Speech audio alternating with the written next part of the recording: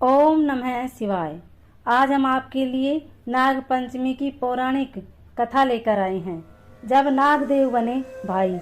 इससे पहले आप हमारे चैनल को सब्सक्राइब करें, बेल आइकन को प्रेस करें ताकि हमारी वीडियो की नोटिफिकेशन सबसे पहले आप तक पहुंचे। वीडियो को लाइक और शेयर जरूर करें। प्राचीन काल में एक सेठ जी के 7 पुत्र थे। सातों के विवाह हो चुके थे। सबसे छोटे पुत्र की पत्नी श्रेष्ठ चरित्र की विदुषी और सुशील थी, परंतु उसके भाई नहीं था। एक दिन बड़ी बहू ने घर लीपने को पीली मिट्टी लाने के लिए सभी बहुओं को साथ चलने के लिए कहा, तो सभी ढलिया और खुरपी लेकर मिट्टी खोदने लगी। तभी वहां एक सर्प निकला, जिसे बड़ी बहू खुरपी से मारने लगी। यह देखकर छोटी बहू ने उसे रोकते हुए कहा, मत मारो इसे, यह बेचारा निरपराध है। यह सुनकर बड़ी बहू ने उसे नहीं मारा। तब सर्प एक ओर जा बैठा। तब छोटी बहू ने उसे कहा, हम अभी लौट कर आते हैं, तुम यहाँ से जाना मत। यह कहकर वह सबके साथ मिट्टी लेकर घर चली गई और वहाँ कामकाज में फंसकर सर्प से जो वादा किया था उसे भूल गई। उसे दूसरे दिन वह बात याद आई तो सबको साथ लेकर वहां पहुंची और सर्प को उस स्थान पर बैठा देखकर बोली, सर्प भैया नमस्कार। सर्प ने कहा, तू भैया कह चुकी है, इसलिए तुझे छोड़ देता हूँ, नहीं तो झूठी बात कहने के कारण तुझे अभी डस लेता। वह बोली, भैया मुझसे भूल हो गई, उसकी क्षमा मांगती हूँ। तब सर्प बोला, अच्छा तू आज से मेरी बहन हुई और मैं तेरा भाई हुआ, तुझे जो मांगना हो मांग ले। वह बोली, भैया मेरा कोई नहीं है। अच्छा हुआ जो तू मेरा भाई बन गया। कुछ दिन व्यतीत होने पर वह सर्प मनुष्य का रूप धरकर उसके घर आया और बोला कि मेरी बहन को भेज दो। सबने कहा कि इसके तो कोई भाई नहीं था, तो वह बोला, मैं दूर के रिश्ते में इसका भाई हूँ। बचपन में ही बाहर चला गया था।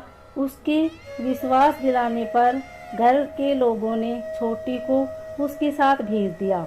उसने मार्ग में बताया कि मैं वही सर्प हूँ, इसलिए तू डरना नहीं और जहाँ चलने में कठिनाई हो वहाँ मेरी पूंछ पकड़ लेना। उसने उसके कहे अनुसार ही किया और इस प्रकार वह उसके घर पहुँच गई। वहाँ के धन ऐश्वर्य को देखकर वह चकित रह गई।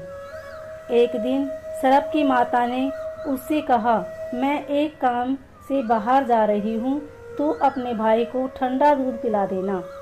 उसे यह बात ध्यान न रही और उससे गर्म दूध पिला दिया, जिससे उसका मुख बेतरह जल गया। यह देखकर सर्प की माता बहुत क्रोधित हुई, परंतु सर्प के समझाने पर शांत हो गई। तब सर्प ने कहा कि बहन को अब उसके घर भेज देना चाहिए। तब सर्प और उसके पिता ने उसे बहुत सा सोना चांदी जवाहरात वस्त्र आभूषण आदि देकर उसके घर पहुंचा दिया। इतना ढेर सारा धन देखकर बड़ी बहू ने ईर्ष्या से कहा, भाई तो बड़ा धनवान है, तुझे तो उससे और भी धन लाना चाहिए। सर्प ने यह वचन सुना तो सब वस्तुएं सोने की लाकर दे दी। यह देखकर बड़ी बहू ने कहा, इन्हें झाड़ने की झाड़ू भी सोने की होनी चाहिए। तब सर्प ने झाड़ू भी सोने की लाकर दी। सर्प ने छोटी बहू को हीरा मणियों का एक अद्भुत हार दिया। उसकी प्रशंसा उस देश की रानी ने भी सुनी और वह राजा से बोली कि सेठ की छोटी बहू का हार यहाँ आना चाहिए। राजा ने मंत्री को हुक्म दिया कि इससे वह हार लेकर शीघ्र उपस्थित हो। मंत्री ने सेठ जी से जाकर कहा, महारानी जी छोटी बहू का हार पहनेगी, वह उससे लेकर मुझे दे दो। सेठ जी ने डर के कारण छोटी बहू से हार मंगाकर दे दिया। छोटी बहू को यह बात बहुत बुरी लगी। उसने अपने सर्प भाई को याद किया और आने पर प्रार्थना की, भैया रानी ने हार छीन लिया है, तुम कुछ ऐसा करो कि जब वह हार उसके गले में रहे तब तक के लिए सर्प बन जाए और जब वह मुझे लौटा दे तब हीरो और मणियों का हो जाए। सरप ने ठीक वैसा ही किया। जब वह हार उसके गले में रहे तब तक के लिए सरप बन जाए, और जब वह मुझे लौटा दे तब हीरो और मणियों का हो जाए। सरप ने ठीक वैसा ही किया। जैसे ही रानी ने हार पहना वैसे ही वह सरप बन गया। यह देखकर रानी चीख पड़ी और रोने लगी। यह देखकर वह राजा ने सेठ के पास खबर भेजी कि छोटी बहू को तुरंत भेजो। सेठ जी डर गए कि राजा न जाने क्या करेगा। वे स्वयं छोटी बहू को साथ लेकर उपस्थित हुए।